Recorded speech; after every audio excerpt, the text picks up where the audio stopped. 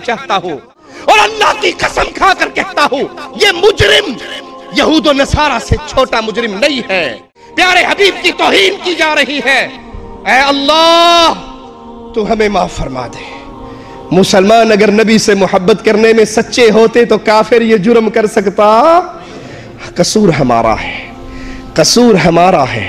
हमने इत्तबा रिसालत को छोड़ा है, हमने मुस्तफा की इत्तबा से दामन तोड़ा है।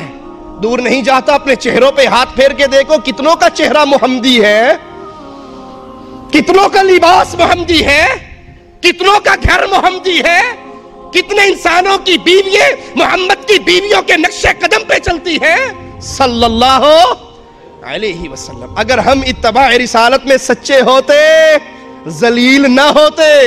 जब जलील ना होते काफिर मुस्तफा की तौहीन कर सकता? लेकिन ऐ अल्लाह तू कवी है, तू अजीज है, तू गालिब है। तेरे बंदे तेरे घर में बैठ के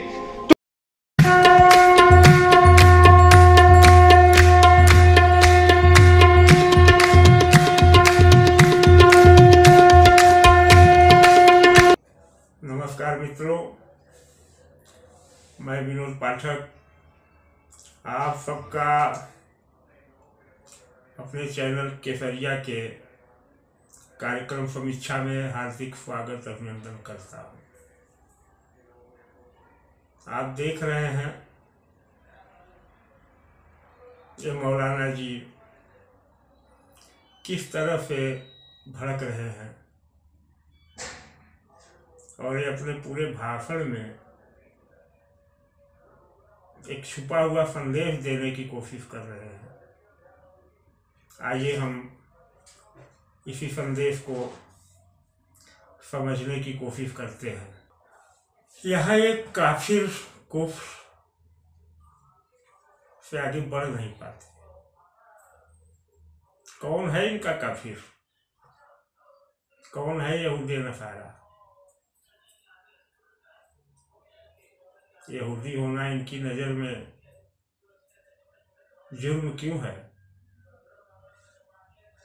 क्या है इनकी सोच? यह पूरा वाकया आपने देखा ही है कि शिया मुस्लिम वसीम रिजवी के किसी बयान की वजह से है, किसी किताब की वजह से है। वसीम रिजवी या कोई भी, क्या उनको अभिव्यक्ति की स्वतंत्रता नहीं है? क्या जाकिर हुसैन को ही है?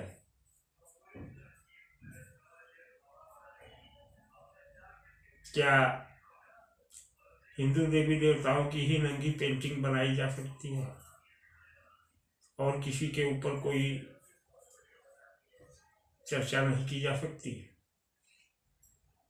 आइए देखिए इनके पूरे वीडियो को, तब आप समझेंगे कि हो क्या रहा है हमारे देश। मुझसे दुआ करते हैं जिन यहूद और नसारा ने हमारे आका प्यारे मुस्तफा की तौहीन की है, अल्लाह उन दिलों को जला दे, उन चेहरों को जानवरों के चेहरे बना दे। अल्लाह, मुसलमान कमजोर है, मुसलमानों का रब बड़ी ताकत वाला है। ऐ अल्लाह तू अपने अजाब का कोड़ा बरसा उन जालिमों पर जिन्होंने आमला के लाल की गुस्ताखी की है। लेकिन लोगों मैं एक मुजरिम की तस्वीर तुम्हें दिखाना चाहता हूं, मैं एक जालिम का चेहरा तुम्हें दिखाना चाहता हूं। जो मोहम्मद नाम के व्यक्ति थे वो बचपने से लेकर दिमागी बीमार थे। 26 आयतें तो मैंने सिर्फ कही थी, कुरान पूरा गलत है। इस्लाम में ऐसा कुछ नहीं है जिसको देखकर आदमी खुद ब खुद इस्लाम में शामिल हो। और आज नहीं, 50 साल के बाद इस्लाम को मानने वाले लोग इस्लाम से घृणा करेंगे और घृणा करके दूसरे धर्मों में शामिल होंगे। का चेहरा मोहम्मदी है, क्या मतलब? कितनों का वेशभूषा मोहम्मदी है। एक तरफ कहा जाता है कि किसी को कपड़ों से मत पहचानो, और ये उसी पंथ के ठेकेदार पूछ रहे हैं कि कितनों का वेशभूषा मोहम्मदी है, कितनों के चेहरे मोहम्मदी है। और सुनिए आगे। और अल्लाह की कसम खाकर कहता हूं, ये मुजरिम यहूद और नसारा से छोटा मुजरिम नहीं है। ये मुजरिम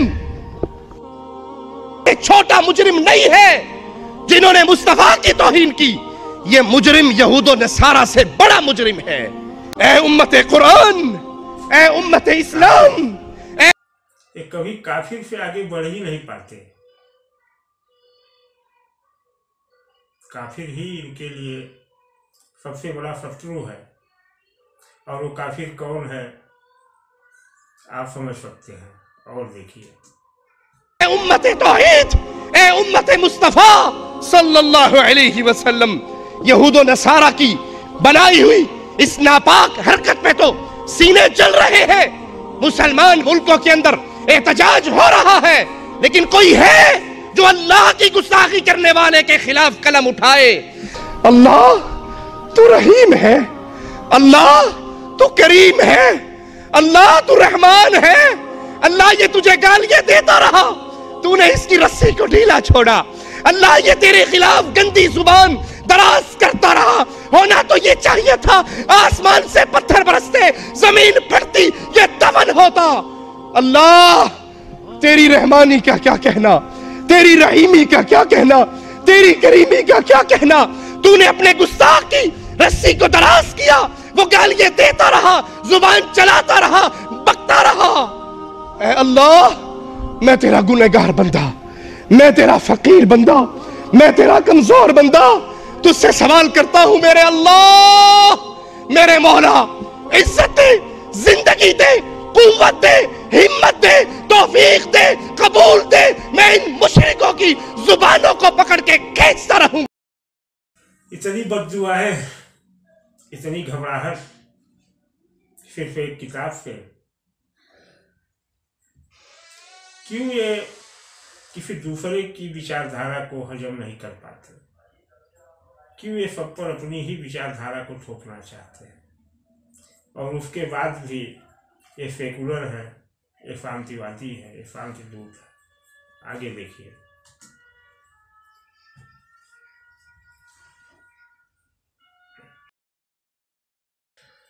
क्या गलत कह रहे हैं वसीम रिजवी? क्या है इस्लाम में ऐसा कि कोई दूसरा उसमें शामिल हो? अगर कुछ है तो सिर्फ तलवार और तलवार के दम पर की गई जोर जबरदस्ती। फिर भी अगर वसीम रिजवी ने कुछ गलत लिखा है, कुछ गलत कहा है, तो उस पर चर्चा होनी चाहिए, उस पर डिबेट होनी चाहिए। हमारी संस्कृति ही डिबेट और शास्त्रार्थ की रही है। हमने तो कभी किसी को गालियां नहीं दी। हमारे यहाँ आलोचना को बहुत ऊंचा स्थान दिया जाता है, पर ये दाढ़ी वाले आलोचना से इतना क्यों घबराते हैं?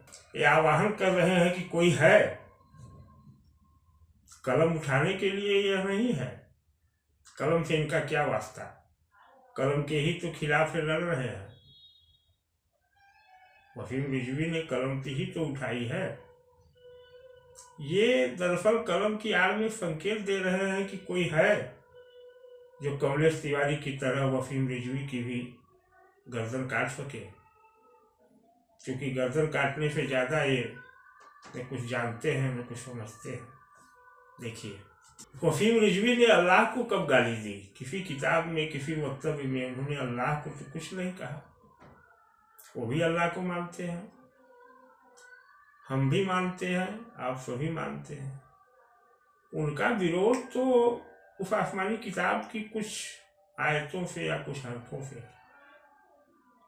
तो क्या किसी व्यक्ति को अपने विचार रखने की इजाजत नहीं है? और अगर नहीं है तो क्यों नहीं है? ये क्यों ठेकेदार बने फिरते हैं?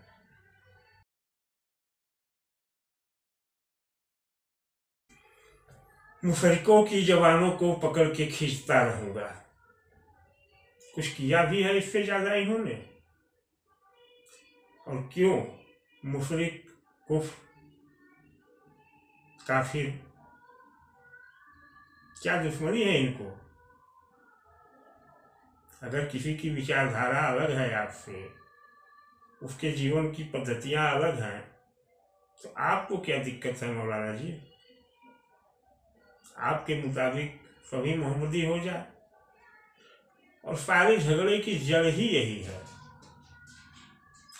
इनको कौन कत्ल कर सकता है? सारे देश, सारे संसार में हुए कत्लों को अगर विश्लेषण किया जाए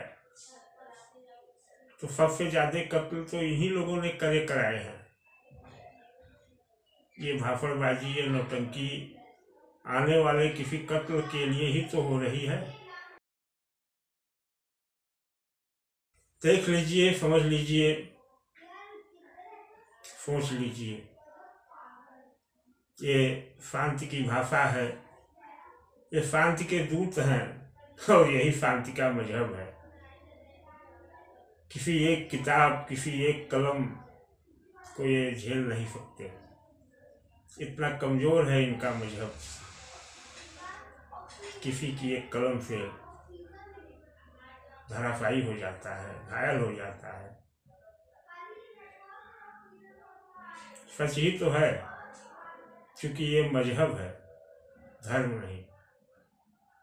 धर्म तो शाश्वत सत्य होता है, उसके किसी के मानने न मानने से कोई फर्क नहीं पड़ता। आप धर्म को मानेंगे अपने लिए, नहीं मानेंगे अपने लिए। उदाहरण के तौर पे आग का काम है जलाना, तो पानी का काम है शीतलता देना, प्यास बुझाना। इसको आप माने तो भी ठीक है, नहीं माने तो भी ठीक है। आपके मानने न मानने से आग और पानी के गुण नहीं बदल जाएंगे। यह है धर्म। और मजहब को तो आप देख ही रहे हैं। बाकी फैसला आपको लेना है, सोचना आपको है, समझना आपको है। आप सोचिए,